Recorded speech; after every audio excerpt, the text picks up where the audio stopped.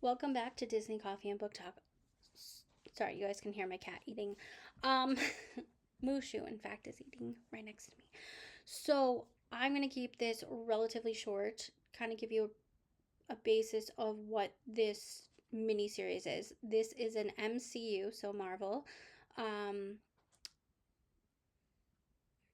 mini series. It is 4 episodes on Disney Plus. It is called Eyes on Wakanda or Eye on Wakanda. Of Wakanda. That is. And in each episode, we follow a different main character who kind of explains um, some part of history and how Wakanda is linked, right? Um, this is animated. Let me just backing up for a second. This is an animated series. I really got into it. Now, I'm a big fan of history, I'm a big fan of Marvel. Um, I thought this was a very interesting premise. I really liked the difference and the learning and the growth of everything. Um, Even though each episode has like a different main character, you really kind of like get into how Wakanda became powerful and how they wouldn't use the term spies, but like they use their people. They're strong. They're warriors, right? A lot of ancient cultures were warriors, but like they really learned how to use that to their advantage. So we're gonna go through episode by episode because it's important. Break it down. Um, but let's just roll with it.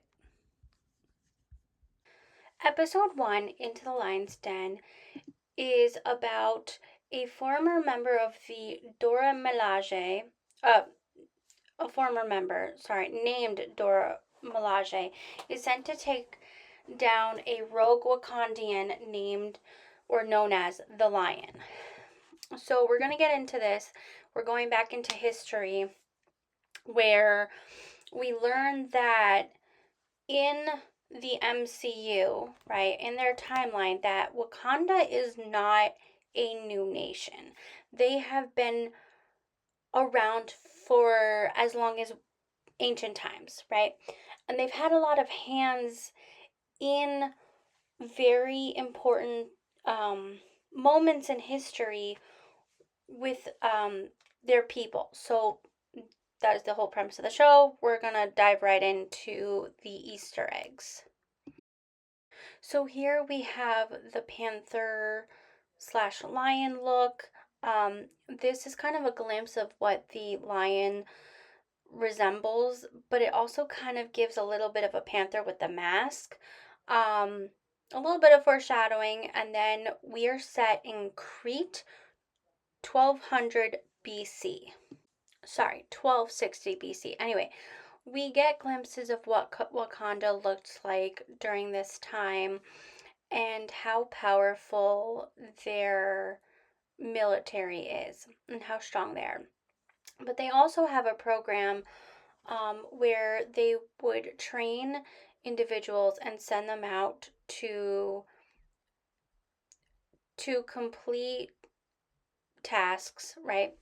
Um, and Dora is set to do one of those things. She is set to take down this Wakandian who is trying to do harm and bring a bad look upon Wakandians during this time.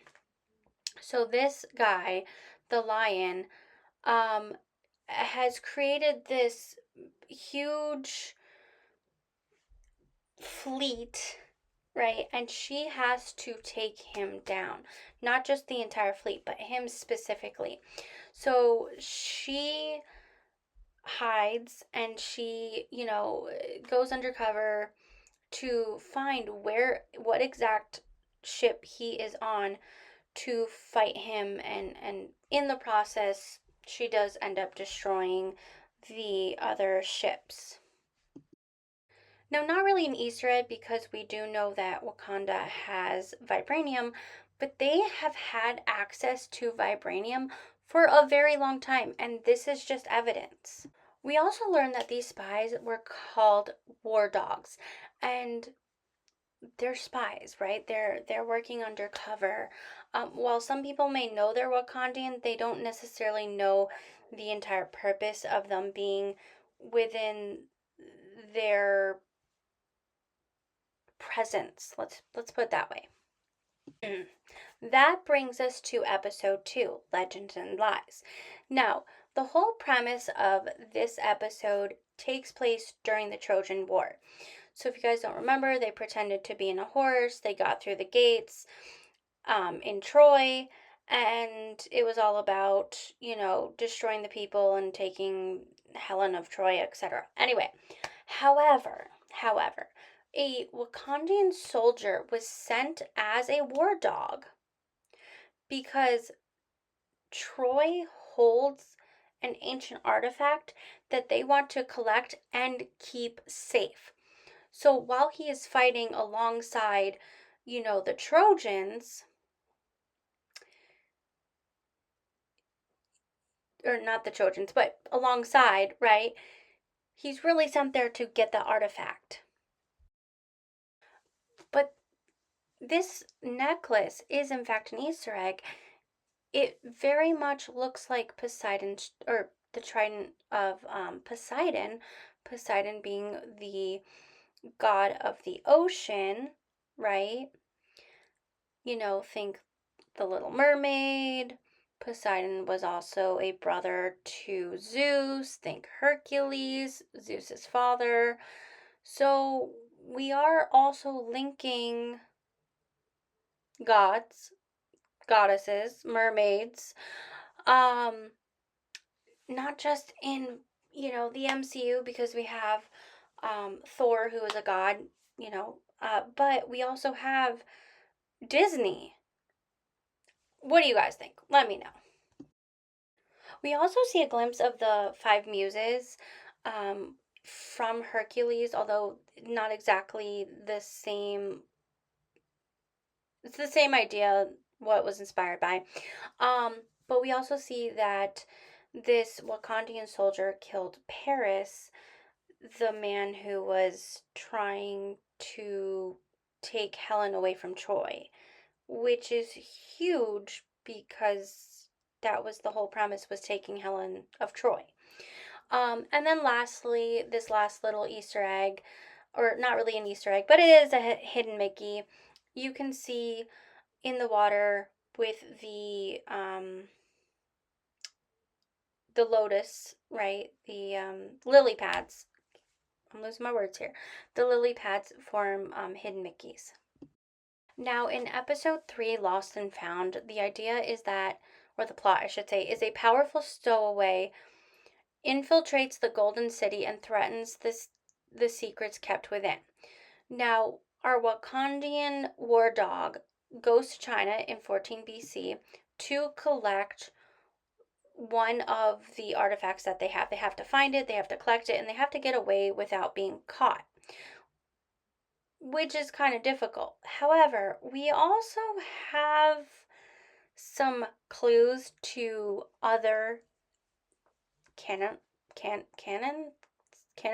I don't know how to say it. Anyway, to other members of the MCU, aka Iron Fist.